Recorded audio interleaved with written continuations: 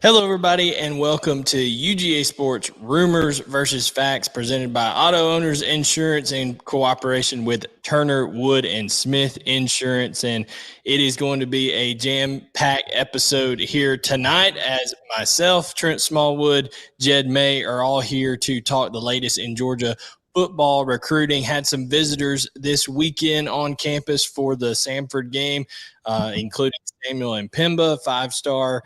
That Trent has had a little some stuff on here lately on UGASports.com and on the Vault. Another reason to be subscribed. But guys, a lot of things going on early in this football season that are crazy on the field, but really the recruiting right now, it seems to be kind of steady as she goes with some of these prospects. But first off, how are each one of you guys doing? And let's get into it here. What are your thoughts on the latest in Georgia football recruiting?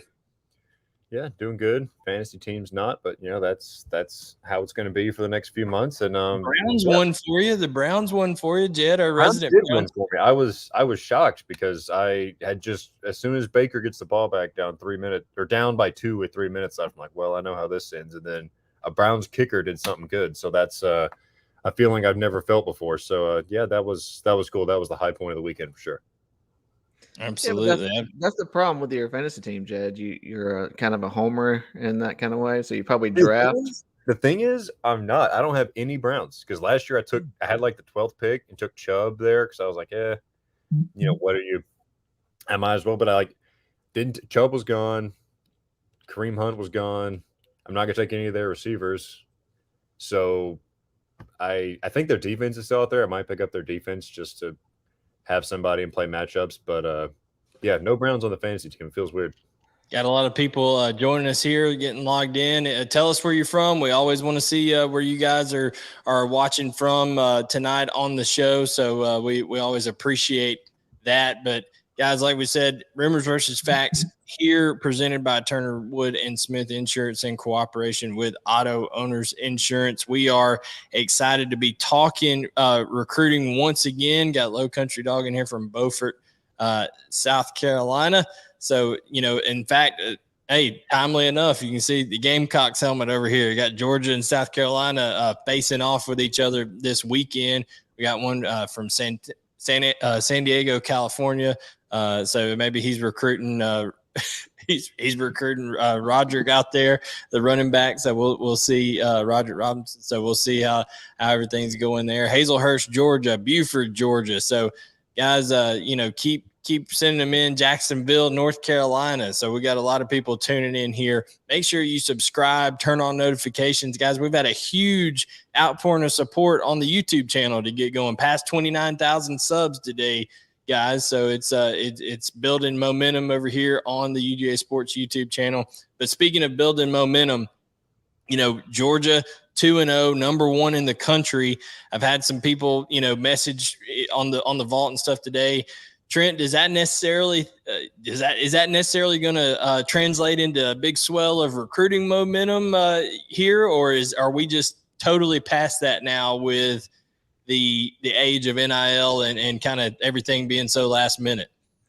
No, I still think it does because you still have your recruiting pitches. NIL is involved, of course, these days, but they're still recruiting pitches, and what happened at Texas A&M this weekend is not helping your draft stock, and that's what it's all about. I mean, your draft stock and going to the NFL and what happened at Texas A&M this weekend won't help your blood pressure. I'm telling you, like it definitely didn't help what Jimbo's trying to pitch over there. Come over here and we'll pay you, win some championships and get you in the NFL. And losing to App State is not the direction you want to be going. Absolutely. I saw somebody say App was the entree over there in College Station this weekend. There was nothing App about him over there. So I know you mentioned Roderick a few minutes ago. Did y'all happen to run by his stats this past weekend? I did. Go ahead. I know he went off. Tell people the specifics of what he had going on over there. 32 carries, 476 yards, 8 touchdowns. That's not bad. I mean, that's not your season. That's a game. That's one game. Well, that is a season if you're talking about Texas A&M offensive output. I mean, that's a full season of yardage, I think, for Texas A&M at this pace with what they're putting out there. But for sure, there's some interesting stuff going on. Who knows how the development out in Texas? Honestly, guys, we've been talking for months thinking that Alabama would just go in there and run through Texas. That was a huge, even though they didn't win the game, that's a huge recruiting win for Sarkisian out there at Texas. And that's a big blow for Alabama in certain ways there in terms of it's a double-edged sword, right? I don't know. You would think it would be a big blow for Alabama, but then again, you would think maybe losing the national championship to Georgia would be a big blow, and then they've went and got some guys here lately. So that's why I say it's going to be very difficult to read kind of the tea leaves here and see, okay, what does this mean and how does it impact? Because in the age of NIL and the transfer portal and all that kind of stuff, it's going to be interesting. But to Trent, your point with the Texas A&M, and Jed, you can speak on this too. I'm going to be interested to see how many of those freshmen that are in there right now for Texas A&M, part of the $30 million class. I like to say that was a $31.5 million loss to App State because, they spent $30 million on the recruiting class, and then they got 1.5. They had to pay 1.5 for App State to come to their home stadium and beat them. But Jed, I mean, I think it's going to be interesting to see how many of those guys end up in the portal after this season, which I think Texas A&M is going to lose a lot more games. Yeah, and I saw their schedule today, and I don't remember the specifics of it, but their schedule is really tough. I mean, they got Arkansas, I want to say, in a couple weeks, and they got Miami coming in a College Station this week. I mean, it's a tough schedule for them coming up too. So, it's to Alabama. Yeah, to Alabama, and I don't know who they play out of the East other than Missouri, but that's what we talked about it, right? That's why Kirby doesn't burn bridges with these guys in the age of the transfer portal, and I'm not saying any of those guys from A&M are a lock to come to Georgia, but like that's why you keep those relationships alive even when guys are committed elsewhere and everything. So it's going to be interesting. And you talked about Alabama. It could be another, like, okay, their offensive line didn't look great, right? You pitch to a Samson Okunlola, for example, hey, come to Alabama. We need you to get this line back to what it was. You could compete for playing time early, stuff like that. So it goes both ways. But yeah, definitely, like, it's exciting now to see that we've reached that point in the calendar where on-field results are going to start showing up in how schools recruit these kids and everything like that. I think it's kind of funny how things turn just from, how you're negatively recruiting somebody or whatsoever. Jermaine Burton transfers to go get more touches, which he got a touch, but it just fell right out of his hands. Well, my honest opinion is he has more yards at Georgia right now than he does at Alabama. He would have it. He's averaging about three catches per game and about 30 yards per game. But then you got Luther Burden out at Missouri, 4 yards this past weekend. That was a big that offensive juggernaut up there in Columbia, Missouri. But see, the thing is, like, you see him, you follow Luther on social media, and like all these people are buying these bags of chips with his face on them, and then you got all these other NIL things, and that's just like, that's how it is. Like, I'm sure, like, the school can't facilitate these things, we all know, but like, that's not something Georgia's really gotten a lot into, and Missouri's like, hey, stay home, get your face on chips and whatever else, and that's how it is. But it's going to be interesting to see how long these kids, if they end up sticking out their careers at all these places, how long the local store brand chips. Your face is only going to be on those chips for so long if you're averaging 1 catch for 4 yards on a losing team. Yeah, it's going to be interesting to see how all this plays out.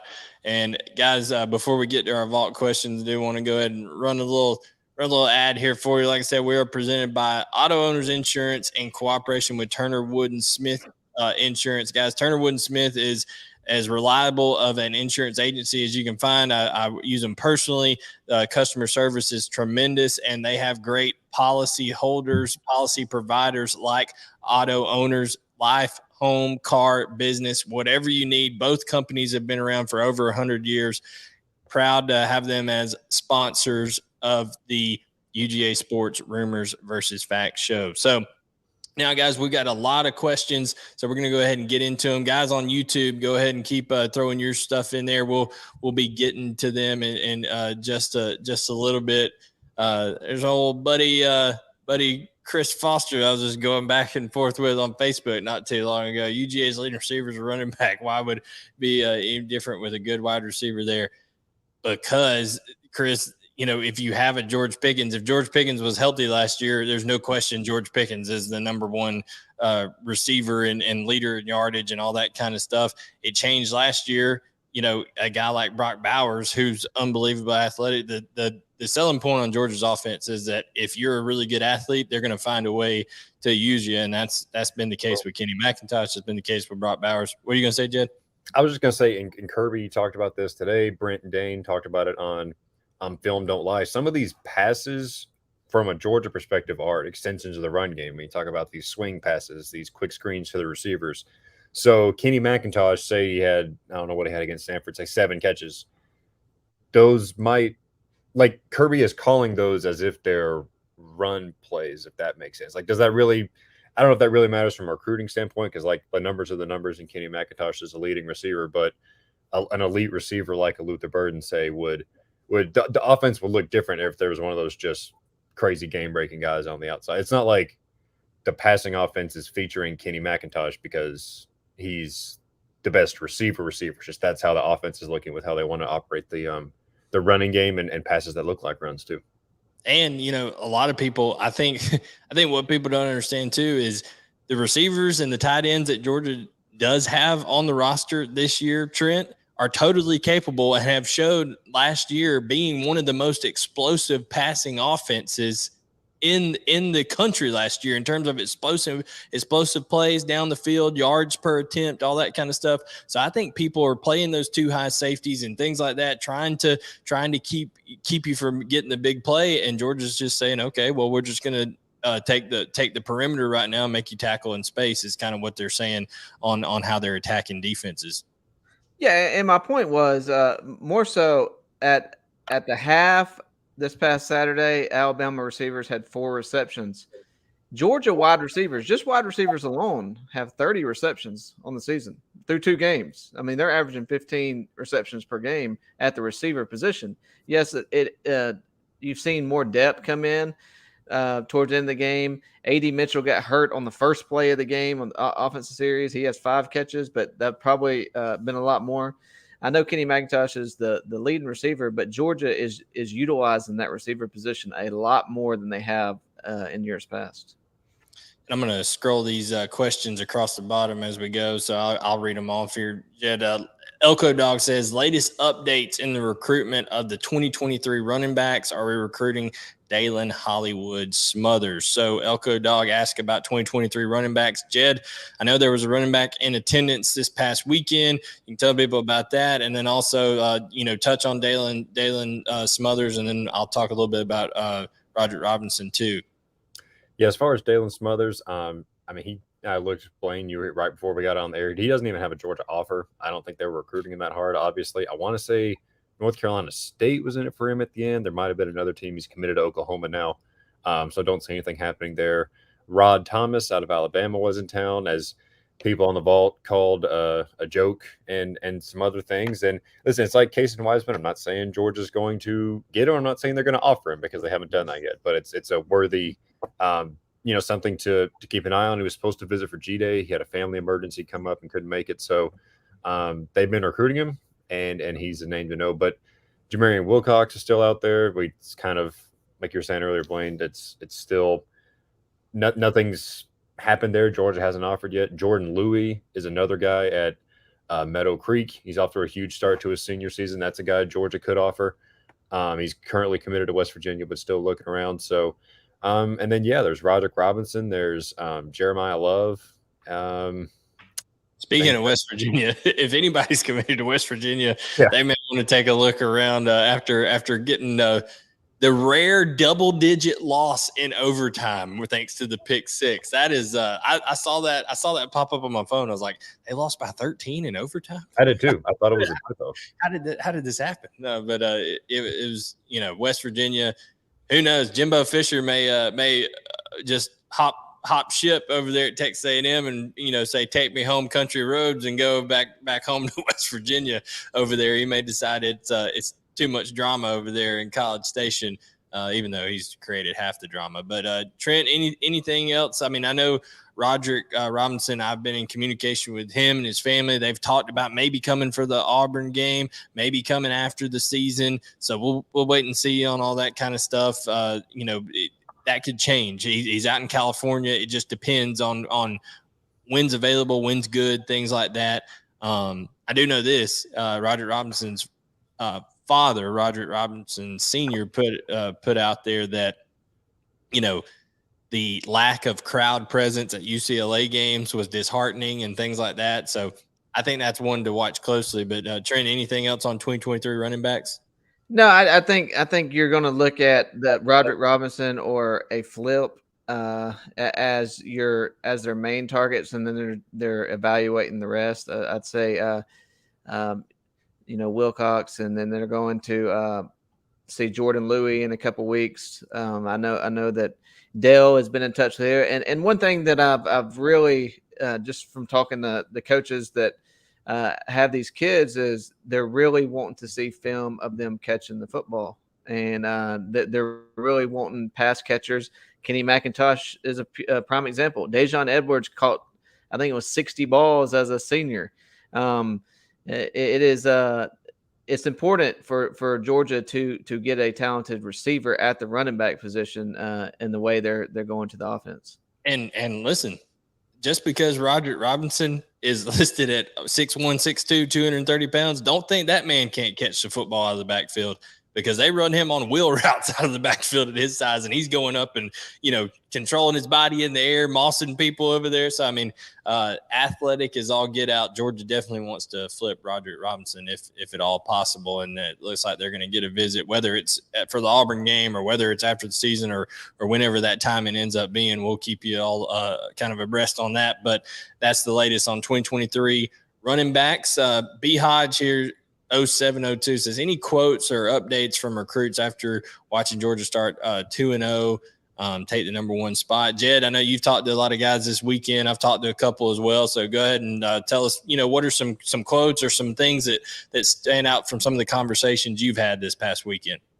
Yeah, and even going back to last weekend, a lot of guys are basically saying, like, Georgia looks just as good, and there's no drop off, especially on defense. Like, even when you talk to some of these offensive guys, they're like, hey, don't forget about what they're doing on the defensive side after losing all those guys. And I think that's one of these things with these, especially when you look down the road at some of these 24 and 25 guys, their recruitments obviously, right, have a couple years before they sign. So they don't want programs who are a 1-year wonder, right? And they want programs that are going to be built and sustained for success. And Georgia's showing that, hey, we made the playoff or won a national championship last year, and this year we're gunning for the same thing. So I think that's what's standing out to a lot of these guys, the fact that last year's national championship is just that, last year. This year's team's going to compete for a championship, and Georgia's set up to compete for these championships for years to come, and including when these younger guys are going to be making their college decisions.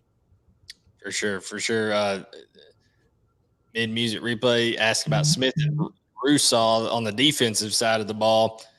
I think that is one that it's going to fluctuate, I think, 5 or 6 different times between now and early signing day. So check in closer to December on that, because they're adamant that they're going to college together. They're adamant that they're not going to sign before December. They're not going to commit before December.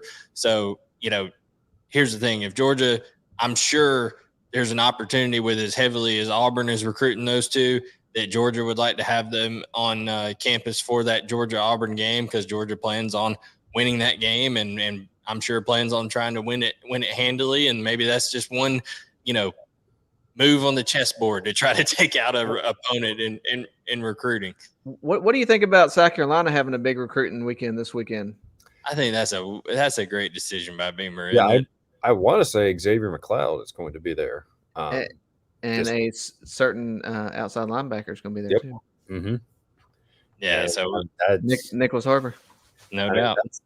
That's the game you play with these schools like South Carolina, because look, it's going to be a huge atmosphere, right? And that's like at the beginning of the game. There, yeah, well, that's the thing. It's like a huge atmosphere for about 15 minutes. Want to get kids in for these huge atmospheres. You better hope that they get booed off the field, or I mean, like that's the game or the whatever balancing act you've got to have as these stats when you welcome in a team like Georgia or Alabama or anything like that. Like think of a few years ago. Like that's why Texas's performance was so big, Jed.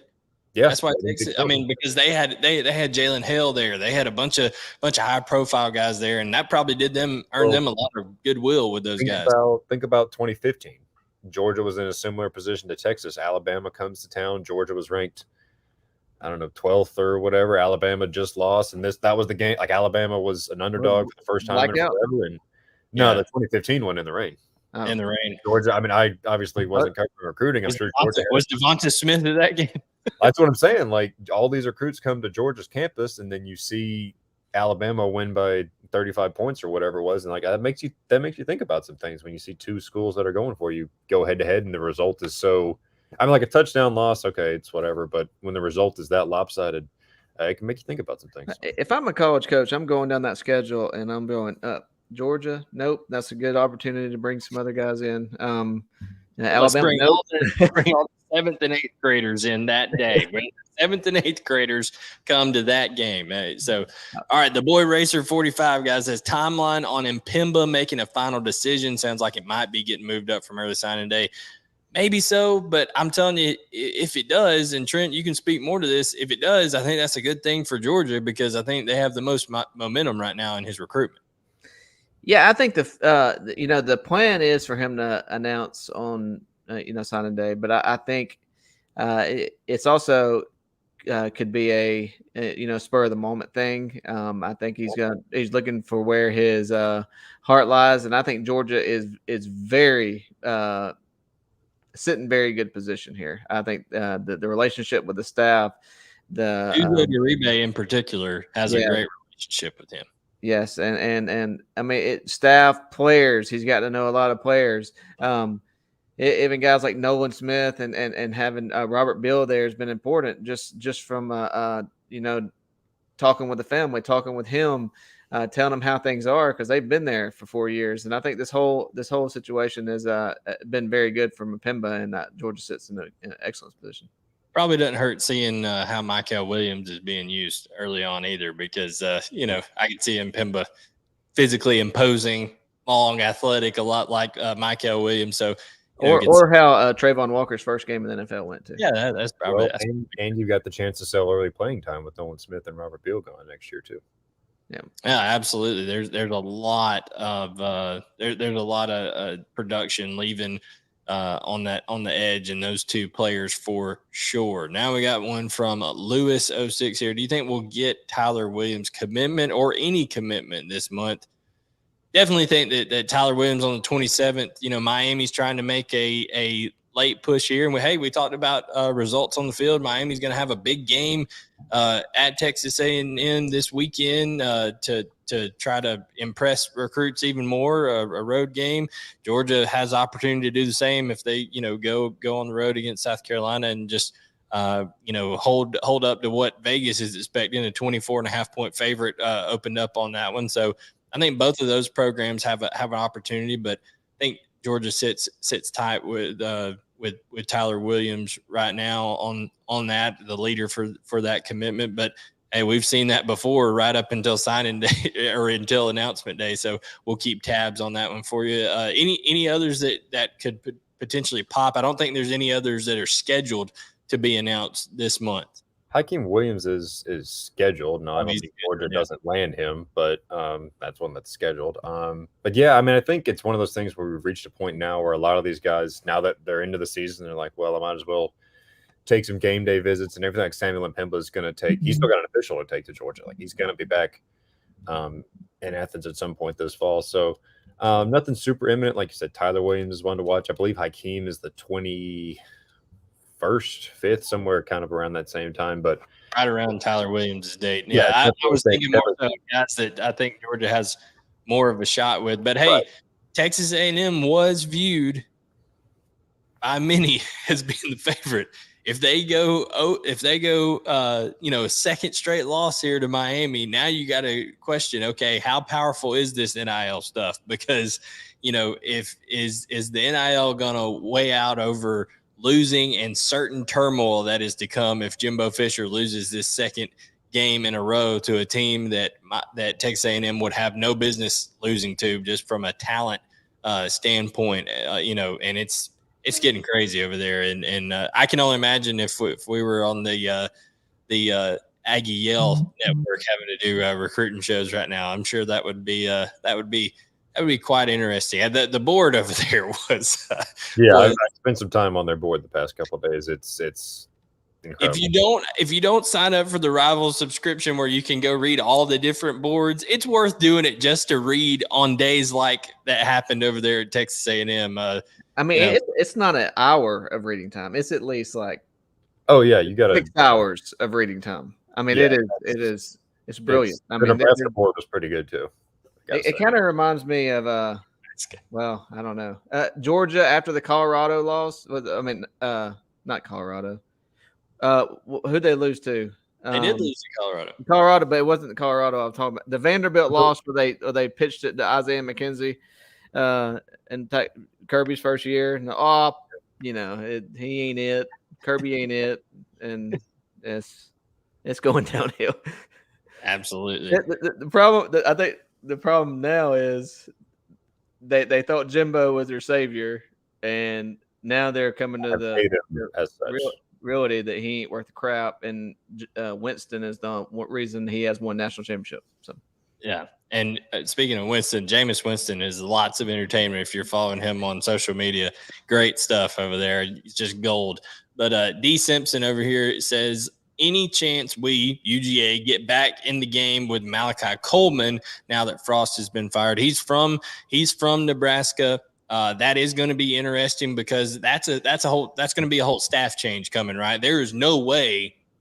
I don't care if the interim goes and wins every game for Nebraska. There's no way they're going to throw the baby out with the bathwater on that one. They are going to try to rid the stain of that staff off of the Nebraska history. So they're going to get rid of all of those dudes. And that means new relationships are going to have to be taken care of. Can you get, the timing of this is terrible, Trent. It's not like you can get a new head coach in and a whole new staff before, maybe at most a week or two before signing day. It's not ideal at all for Nebraska. I expect this to be similar to the way Tennessee approached it. They're looking for they'll have an interim coach. At the same time, they'll be looking for a coach and try to make a hire immediate after the season. And that way they have somebody in place before early signing day. But I saw some of the names. Sam Pittman came up. Not going to happen. Yeah, that's definitely. And hey, let me tell you something. Jimmy Sexton's loving that right now. He's saying, "Please float Sam Pittman's name out there. We're gonna get some of that Walmart money and get Sam a even bigger contract extension over there." But Jed, I've talked to Malachi Coleman when he dropped his top 7. He said that Georgia's still in regular communication with him. Coach McClendon got in touch with him, right when he came aboard Georgia's staff this go around. So. I don't know. I don't think it's out of the realm of possibility, but it just have to see who else is all on that list and how it changes over the next couple of weeks. Yeah, I think it's one that is going to hinge on how things shake out in Nebraska. And like y'all were just talking about, we're not going to know what things are looking like at Nebraska for a while because a lot of these coaches aren't going to be there. Like even the guys that are recruiting him still at Nebraska for the next few months aren't going to be there. Come the first week of December, probably. So, I don't know. I mean, like you said, the Georgia's going to maintain contact. They're going to maintain those relationships. If they could get him on campus for a visit, then things it really might be worth keeping an eye on. But for now, yeah, we're just going to have to see how things shake out with Nebraska. Yeah, and you talked about maintaining relationships, guys. You can see on our screen on the right-hand side there, speaking of great relationships, Turner Woodensmith Insurance and Auto Owners Insurance. Turner Woodensmith, a great agency that you can get great customer service from. They've been in Gainesville, in the Northeast Georgia area, and they serve the whole, Southeast region. They got people from all over that they serve, but great customer service. You can call up Trey Wood and his team over there, and they're going to get you helped out. And Auto Owners Insurance is one of the policy providers that they have that can cover you for life, home, car, and business. So make sure to check out those guys, Turner, Wood, and Smith, and Auto Owners Insurance, sponsors of UGA Sports Rumors versus Facts. All right, Andy Stowe said he read my article about KJ Bolden and said saw where he said, quote, "I look at how Georgia gets a lot of receivers on the field, and that does play a big role in my recruitment." He asked, "Does that help or hurt?" Well, it can be a double-edged sword, there, Trent, but I think he was referring to, and at least from the conversation I was having, he was referring to how Dylan Bell and Jackson Meeks and some of those younger guys got on the field and got some significant time for Georgia in the game Saturday. Dylan Bell had a touchdown reception. And then, of course, last year, everybody knows how A.D. Mitchell and Ladd McConkey were used during their freshman and redshirt freshman years, respectively. So I think it's more of a positive than it would be a negative. I mean, yeah, maybe you're not seeing all the snap count numbers like Alabama does for a certain core group of guys, but you're getting a lot of guys in there and getting a lot of guys opportunities. Yeah, and I think you got to look at the game on Saturday was a little different. AD got hurt on the first play, and plus you're up by 30 at halftime, so you're going to see a lot more guys play. But the first half of the Oregon game, AD Ladd played 95% of the snaps at wide receiver, and I think you're going to see a shorter wide receiver rotation under McClendon. When games are in, when you get to SEC play or when you get to Florida, Tennessee, those type of games, I think you're going to see a shorter wide receiver rotation. You're not going to see 6 or 7 guys. And I think they're just trying to find in these games at the beginning of the year, trying to find guys they can trust while also, having the opportunity to get those freshmen on the field. But I think AD and Ladd are going to see their snaps go up. And Kyrus. And I then think those are going to be the main 3. Those will be the main 3, and I think you'll have Dylan Bell and Don Blaylock and Jackson Meeks, maybe. Jackson Meeks got a lot of playing time. And I think those 3 are going to, see a shorter role as the season goes on and as games get more competitive. You're going to see a bigger role for the top 3. Absolutely. KSDJ 1896, 2 solid wide receiver commits, and Tyler Williams trending our Georgia's way. Does UGA take 1 or 2 more wide receivers this cycle? Jed will answer that part of the question first. You think they take 1 or 2 more wide receivers in the class of 2023? I mean, I think 2 more from the second. I think if they get Tyler Williams, they would be looking to add 1 more to finish off that class. Now, who's it going to be? There's, like I said, there's Hakeem Williams. Doesn't look necessarily great. There's Anthony Evans they're going to keep working on. But that's what I was going to say. We've maintained that Anthony Evans, from the day that he committed, we've maintained on here that it's not over. It's not over. That they're always going to keep pursuing him, even though elsewhere it was reported that it's over with and stuff like that.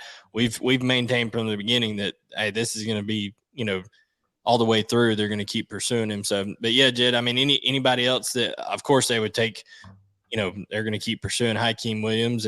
But I think, Jed, that the transfer portal may be a big thing for the wide receiver position in this offseason.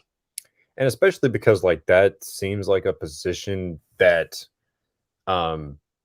that has a lot of guys enter the transfer portal, because you get guys on every team that are unhappy with their share of targets or whatever. So if you're looking for a receiver, that the transfer portal is a good place to go get a quality one, right? So like we've said with running back, that could be a place where Kirby looks to add one next spring for sure. And the second part of the question talks about quarterback. It says, and the longer we go without a quarterback, he's talking about commit in the 2024 class is looking like we might skip, or maybe he's talking about 2023 there. Yeah, I think they're definitely going to skip on a 2023 signee out of high school for quarterback. It's either going to be transfer portal, or they're going to try to, lock up either Jaden Davis or Julian Sayin as early as possible. I mean, Trent, I think like Jed was talking about with wide receiver, running back, quarterback, those could all be in play for transfer portal this offseason, especially, maybe after spring, depending on who wins the job next year. Is it Carson Beck? Is it Brock Vandegrift? Is it Gunnar Stockton? One of those three, whoever wins the job, I could see one or two saying, okay, I'm out, Yeah, and I think it's a situation where if Beck won the job, I think you see Stockton stay put. But what would Vandegrift do? Vandegrift won the job. It would, kind of put pressure on both of those two guys to go because he's only one grade ahead of Stockton. But still, I think Georgia is happy where they're at in the quarterback room right now. And if they was to lose one of those guys when it came to transfer portal, then they would, like to go look in the transfer portal themselves. A wide receiver, I think 2 is the minimum. I think you could legitimately see 3 guys, including the transfer portal, because I think you need depth there. And I think Kirby has preached that over and over how depth is needed. And you are losing a couple guys, losing Kyrus and that. So I think 2 at the minimum would be what Georgia goes with at wide receiver. I got a question here from Rhett Womack, who joined us a little bit late. Glad to have you in here, Rhett. Is it fact per se that KJ Bolden will be a safety in college, or would we just hope to get him and let him dictate? He was adamant to me, and I spoke to him yesterday after his visit on Saturday. He said that Georgia is recruiting him as a wide receiver. They said if he comes to Georgia, they want him to play receiver, like his dynamic playmaking ability. That's where McClendon, that's where Gummy Van Gorder, who went to Buford, all these guys that are in constant communication with him and Kirby Smart says they want him at receiver. So that's where they're recruiting him as. There's other places like Notre Dame and some other Power 5 schools that are recruiting him at safety. But Georgia's one that wants him at receiver. So, we'll see what happens there. We've got another question related to that. We talked a little bit before. Nat Long says here, Hakeem Williams, is it still possible for him to be influenced by Texas ATMs, is how he put it, horrible offensive performance versus App State? Is he going to be in Kyle Field for Miami game this Saturday? Jed, Trent, did either one of y'all know his whereabouts this Saturday? I'm not sure if he's going to be making. I would imagine he would be going for that Miami game. I would think. No, let me see if he's put anything on Twitter. I know he was at Pittsburgh over the weekend for their game against Tennessee. So his commitment's set for September 23rd, which is 11 days from today. So it makes sense. He's seen Florida State this year. He's seen Pitt, and then Miami and Texas A&M are also in. So he hasn't announced anything. If I had to guess, though, I would say, yeah, he's probably going to be there. But maybe not after last week. Who knows? Maybe not. Yeah. Maybe, you know what? My plane, they canceled my flight. If Miami goes in there and wins, that place is liable to burn down tonight. That oil catch fire fast. Yeah, man, it's gonna be, as Munson said, worse than bonkers if Texas A&M loses. I won't get work done for weeks spending time on their message board if they lose on Saturday, guys. What's crazy is coming in this year, I said Texas A&M will battle, might even win the SEC West, and now I'm down to thinking Arkansas might win the SEC West. I mean, how things have changed, and that's the reason why. What's fun? What the recruiting season in the spring, summer. It's the reason why I always say wait till what you see on the field, because I mean everything changes. Hey, sometimes you got to get one. I have to get a wrestling reference into the show. It wouldn't be rumors versus facts. So I don't typically do this, but as Arn Anderson said one time, I don't like to toot my own horn, but toot, as Arn Anderson said. I told everybody Texas A&M was going to be garbage this year. Like they did, like it's fine to have that huge recruiting class, but they just have no weapons on the outside. Evan Stewart, yeah, he's good, but he's young. You're not going to win with just a freshman. And then both quarterbacks, neither one are good enough to win against. The thing is, like, you look at these. Okay, the 23 class, they don't have a quarterback in the 23 class, right? Unless I'm just totally blanking on somebody. Then all these guys at the top of 2024, the first top few guys, it doesn't seem like they're in on a ton. Like that's the weird thing. All these guys they've gotten, and yet quarterback's that one spot that they still haven't really solved over the past couple of years. Yeah, it's gonna be interesting. I think that I think Miami comes in there and beats Texas A&M. You'll see 3 or 4 guys hit the portal that weekend. I'm just telling you, freshmen hit the portal that weekend. So it's gonna be interesting to see how it all turns out over there. We've already talked Harley Dog 80. I'll just put your question on there. He said, "What's up with the running back class? Anyone want to come to Georgia?" Yes, they want to come to Georgia. Georgia was just very selective in who they were going after. They just so happened to miss on those guys. They wanted Justice Haynes. They wanted Reuben Owens. They wanted Richard Young. Struck out on those 3 guys. I still think that, especially with how things are going and how Alabama's offense is looking a little bit different, I think there's an opportunity to flip one of those 2 guys that's committed to Alabama. We'll see as things come around to December. And I don't know what, Justice Haynes' recruiting pitch was, but I do know when they were talking to Gibbs about, transferring over there, they were going to go back a couple years, start their rushing attack. They were going to focus on having, getting the running game going, which opened up the passing game. And that's not what it's been. It wasn't what it was Saturday. It was.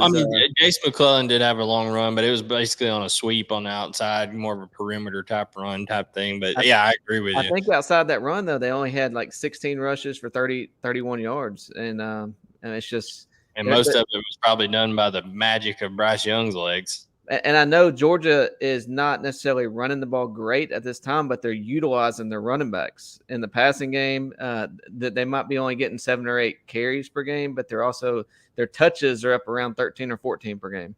So little prediction. This team right here, this team over my right shoulder here, they gave up 200 yards to Georgia State, 295 yards rushing to Arkansas.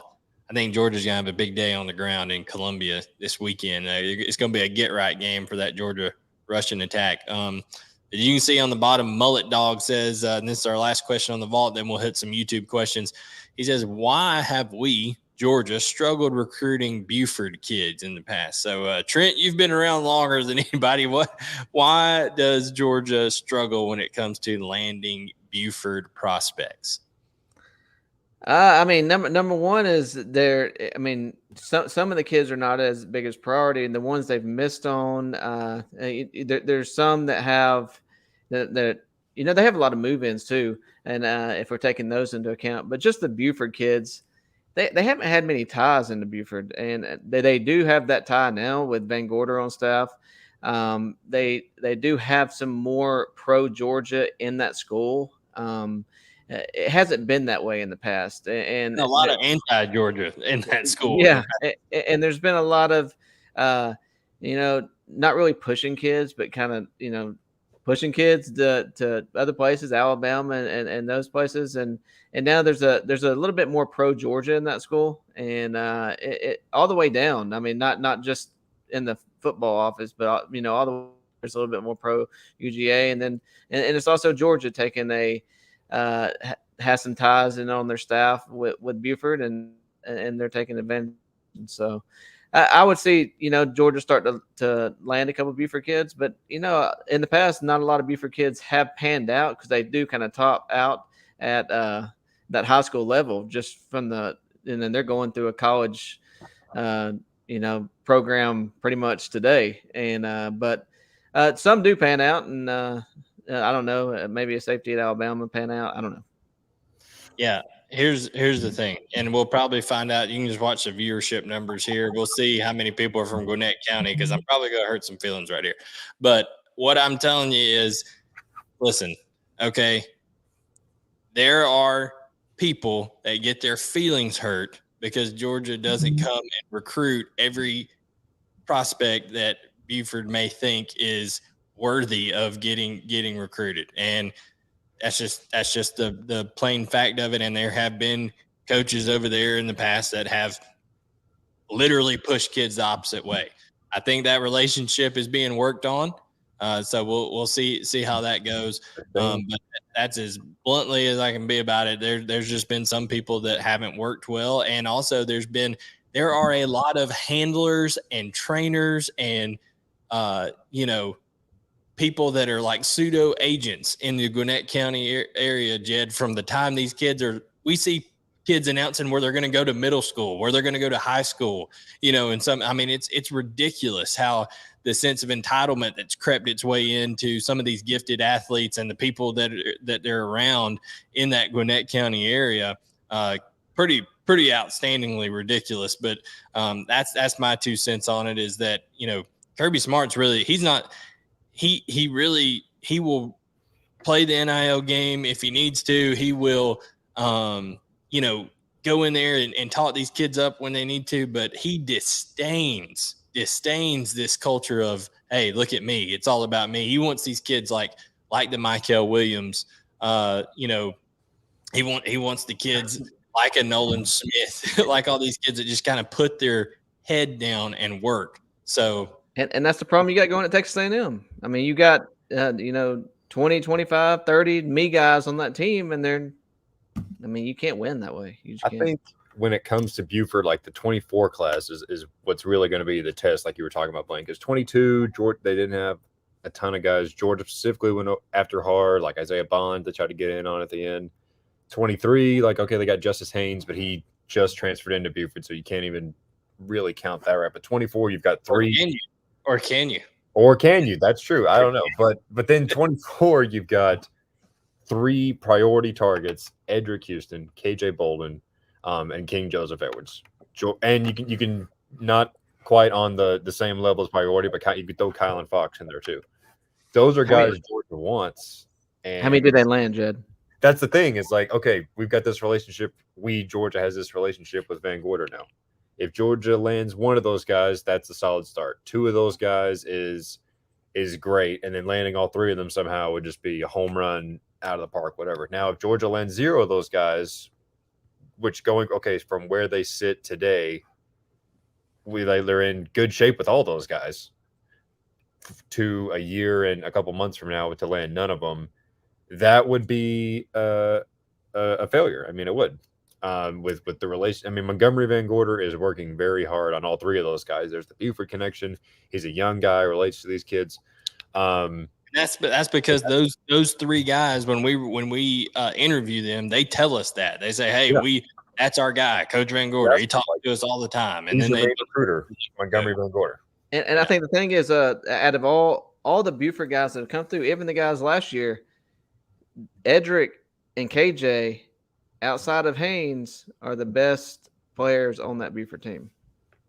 Agreed. KJ looked like the best player on that Buford team last year as a sophomore to me when I saw him play. I mean, he is just a dynamic. Blaine, you were talking about Georgia wants him as a receiver. It's easy to see why. When you watch him play, I mean, he's just electric with the ball in his hands. It's crazy. And in all fairness, what you said as well, Trent, there's been plenty of people that have come out of that system that haven't panned out at the college level. And like you said, there's so much talent around them when they play at Buford. I think a lot of maybe the stock gets elevated a little bit to a certain extent. But I'll tell you this, Edric Houston and KJ Bolden are as good as advertised. Okay, they are 2 that are going to pan out. So whoever gets them, they're going to be guys. And I will say this, that I don't think there's 2 more guys that fit that. Okay, I'm just going to work and just put my head down and not be real flashy, not a lot of conversation, stuff like that, than KJ Bolden and Edric Houston. So, guys, is there anything coming up on the side? Anything we got coming up we need to tell the people about before we get going here?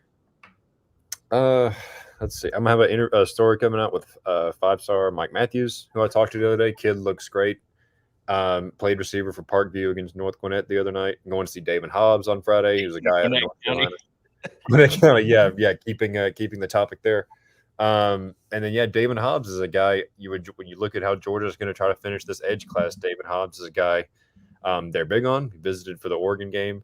going to see him on Friday night before I headed over to Columbia to cover Georgia on Saturday, and in front of some guys they still might try to flip. Xavier McLeod, I think, is supposed to be there, like you mentioned, Nicholas Harbor, those kind of guys. So going to be an interesting weekend to see if Georgia is able to build some recruiting momentum, even playing away from home.